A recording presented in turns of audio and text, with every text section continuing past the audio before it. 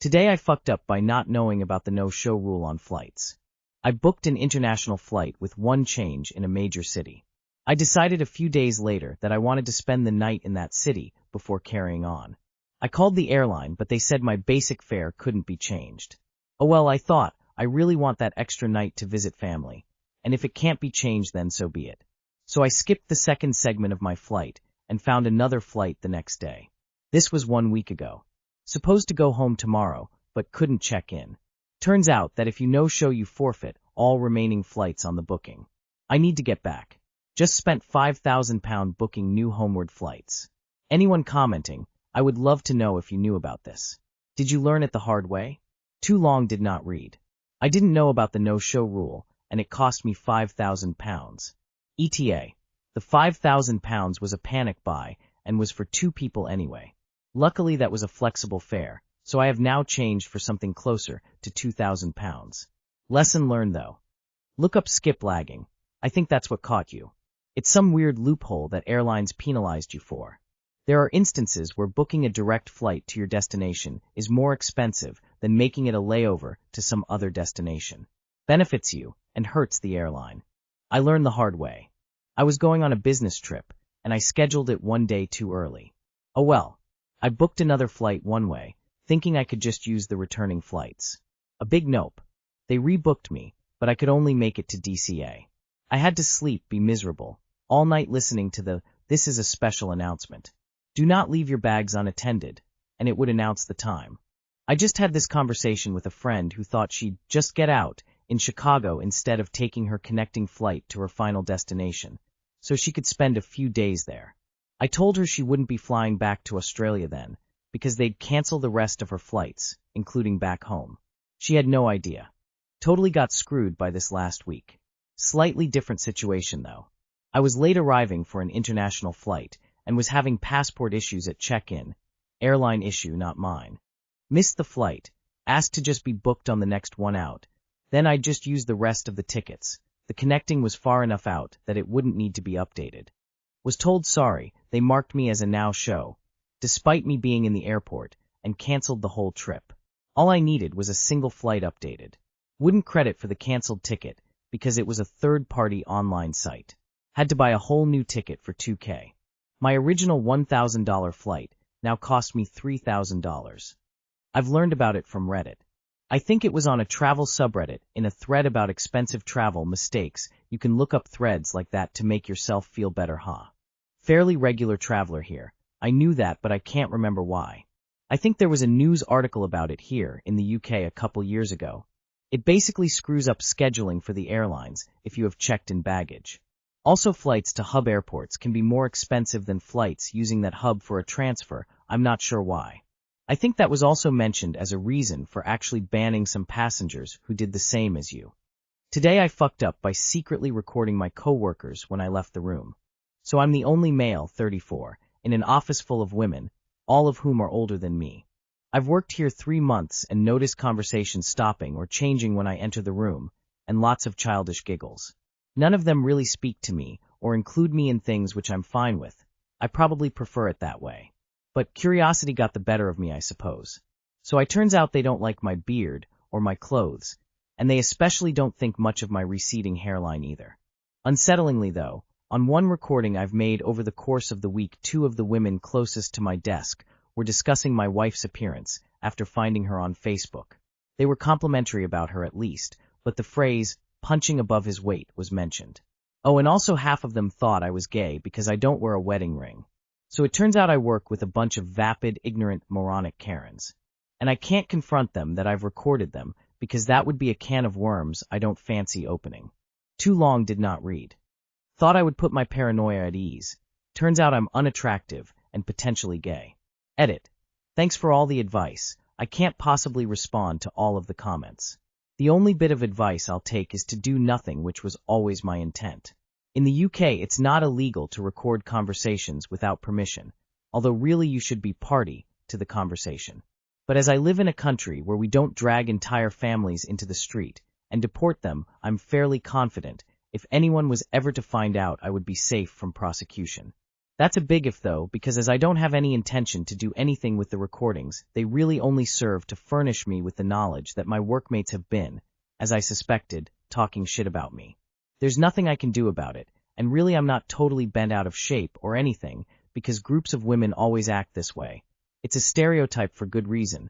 But now I know who I can and can't trust in the office, as it's going to be helpful for my career moving forwards. I think if we were to dig into the moralities of recording people, we could probably all manage to justify our reasons.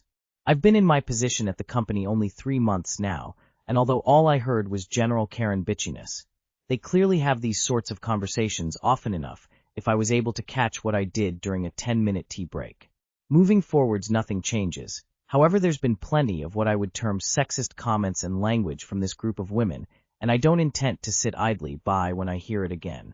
A final word, though, as there's been a lot of comments alluding to my mental state and looks and so on. I can't tell these people how much I appreciate them taking time out of their day working at the men's mental health hotline to call me a creepy, bald loser. It's amazing how having a Reddit post gain traction for whatever reason brings out all of the genuine dangers to society. Some of the private DMs I've had make me so glad that I'm posting this on Reddit and not somewhere more public. What you can do here is tell them as a group, one of you has come forward to me and revealed to me that you've been gossiping about me behind my back in the following ways. And then lay out every shitty thing they've ever said, quoting specific people as needed. Really name and shame, and then tell them how hurtful and disrespectful they've been and walk out. They will absolutely tear each other apart, trying to find the rat. It will destroy their ability to trust each other, and they will be looking over their shoulder around each other from then on. They probably say worse things about each other. I wouldn't let that shit bother you. Turns out I'm unattractive and potentially gay. Welcome to the club, buddy. Well, you open Pandora's box, I suppose. Kill them with kindness, and who gives a hoot what other busybodies think. They are obviously bored and unhappy with how their lives are. The real fuck-up wasn't recording. You shouldn't have done this, to be clear. It was giving a fuck what these people think in the first place. Depending on state laws or company policy, you could be violating one or the other, so I'd let it go. Also, you're a 34M who apparently has a hot wife according to the peanut gallery, so at that point it sounds like you've already won.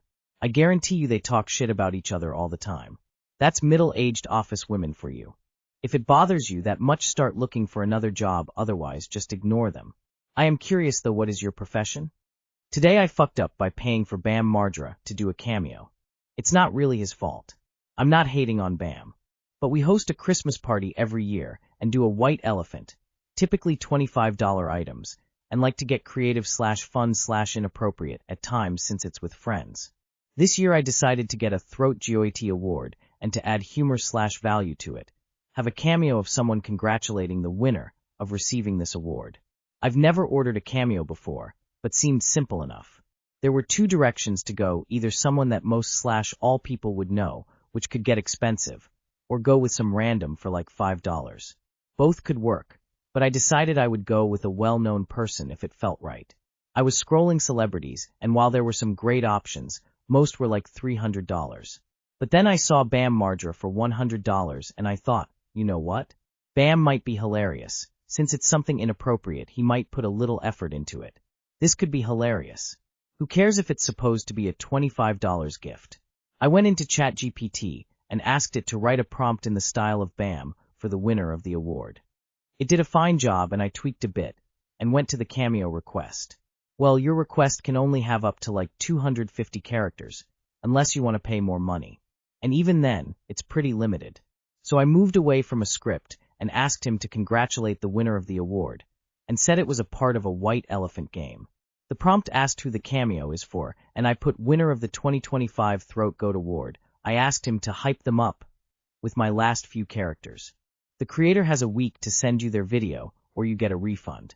After 5 days went by, I was kind of like, it wouldn't be the worst thing if he doesn't do it, and I get my money. Still, I hope he does it, and it's awesome. I checked this morning, and my cameo was in my inbox. I watch it, and he says, "What up, Pandalungs? Bam Margera here at Castle Bam, and I wanted to congratulate you for winning the 2025 Throat Goat Award. The White Elephant Official Award, Throat Goat. Rock on." It congratulates me. It's useless, but it technically fulfilled the prompt that I sent, just with some confusion. It looked like I could send a message to thank Bam, so I thought maybe I could clarify and ask him to redo it, but you have to pay to send the thanks. So I cut my losses and take the L. At least when someone is stuck with this stupid award, I can give them the satisfaction of knowing I played myself and paid $100 for Bam Margera to congratulate me for being the throat goat. Too long did not read. Paid Bam Margera $100 for a cameo on a gag gift congratulating them for winning an award of being the throat goat as part of a gag gift. He misunderstood the prompt and congratulated me. No refunds, only regrets. You can just cut the name in whatever video editor, add a shot of whoever wins on top, and then let the rest of the Bam video play. Great going, throat goat. I'm a little lost. You picked Bam because you thought he could be hilarious and might put in some effort for an award like this. Then you proceed to have ChatGPT write a script in the style of Bam, to be read by Bam. Why give Bam a script generated to be written, as if he wrote it rather than just asking him to come up with something on his own? You could just edit it out maybe? Or comically add in something else where he says pandalungs, but like totally out of place, and doesn't fit the script so more hilarity ensues. Just a thought. This isn't a foo, it's an opportunity. Think of The Simpsons where they pause the video and have a clearly different person saying the name. Lean into that, make it super obvious, and it will be legendary. What up, pandalungs? Bam Margera here at Castle Bam, and I wanted to congratulate Video Pauses as another voice just says contest winner for winning the 2025 Throat Goat Award. The White Elephant Official Award, Throat Goat. Rock on. I went into ChatGPT. JFC dude. Today I fucked up by adopting the wrong cat. For context, my cat Juniper has been missing for 3 months. She is an all-black Bombay cat with overly large eyes. Even for a Bombay, they're almost cartoonish. I've had her since she was a year old, and now she's about 2 years old and incredibly particular. People say cats don't have personalities, mine does. Juniper hates being picked up, hates the camera, hates a lot of things, is completely obsessed with one. Me too. Sauces. Don't ask me why. When she got out and went missing for so long, I was devastated and finally had to assume the worst. I found myself at an animal shelter about 45 minutes away from where I lived, looking at the cats. I prefer to adopt cats that are at least a year, if not older, so I was away from the kitten area. Suddenly, I come upon an all-black Bombay cat with overly large eyes. My heart stops. I open the cage to pet her, and she puts her head in my hand. I can't believe it. Is this my cat? I try to pick her up, and she resists. My mind is racing. It has to be her. She must have gotten her collar off and jumped in someone's car or something. I, of course, adopt her immediately and bring her home. 2 days later, who shows up at the door but Juniper, still in her collar, after 3 months. I couldn't believe it. 2 cats. Same age, same look, same mannerisms. They're identical. I decided to name my bonus cat Jinx after my favorite TV show/video game character. While it certainly is a happy accident, I absolutely must get these 2 different collars, as even I cannot tell them apart at this point in time. Too long did not read. My cat went missing for 3 months. I thought I found her at a shelter and adopted her. It turned out to be her doppelganger when my actual cat showed up 2 days later. Edit. They've both been microchipped and identified as my cat, as well as uploaded to a pet finder website. You found a duplicate. Idiot number 1, Juniper. Idiot number 2, Jinx. She knew her sister was in the slammer and devised a plan to break her out. Good news is, 2 cats are better than 1. When you adopted Jinx, Juniper probably sensed a disturbance in the force and hurried on back. Get them microchipped and maybe some AirTag collars just in case it happens again.